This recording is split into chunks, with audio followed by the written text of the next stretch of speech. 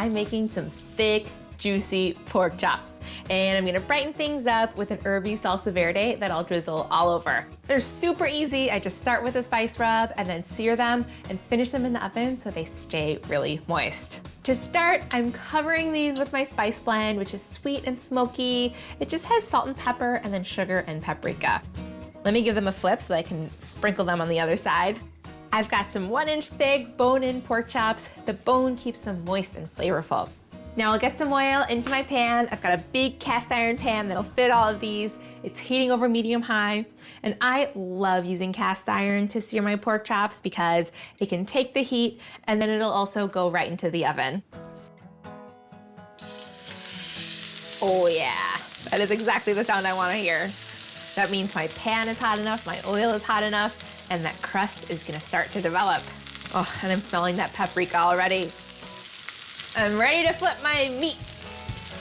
Oh, that is a good crust. I'll let these sear for another minute and then finish these in the oven at 425 degrees for about 10 minutes. I want the internal temperature to be between 140 and 145 degrees.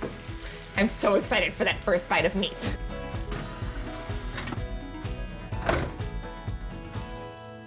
Oh yeah, look at that juicy meat. I'm gonna transfer these now to a rack. I don't want them to get soggy on the bottom. I want them to stay crisp. I'll let them rest for a few minutes, and in the meantime, I'm gonna make my salsa verde.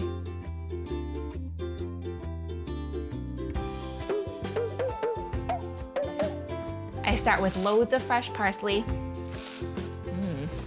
a few scallions for some sweet onioniness, lemon zest and juice to brighten it up. It's gonna be really good. A clove of garlic, a plop of zippy Dijon. A couple of tablespoons of capers are great in salsa verde because they add those briny notes. Some heat with a sprinkling of cayenne, and I'll season with salt and pepper. And I'll pulse it until it has kind of a pasty texture.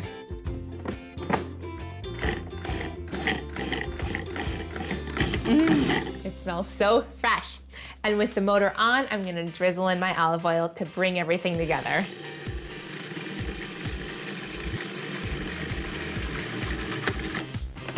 Oh yeah, this is exactly the consistency that I'm looking for. It's kind of like a pesto. I'm ready to plate everything up. I'll pour my salsa verde into my serving bowl. I'll slice up my chops, cutting off the bone and against the grain. That bone really kept this meat juicy.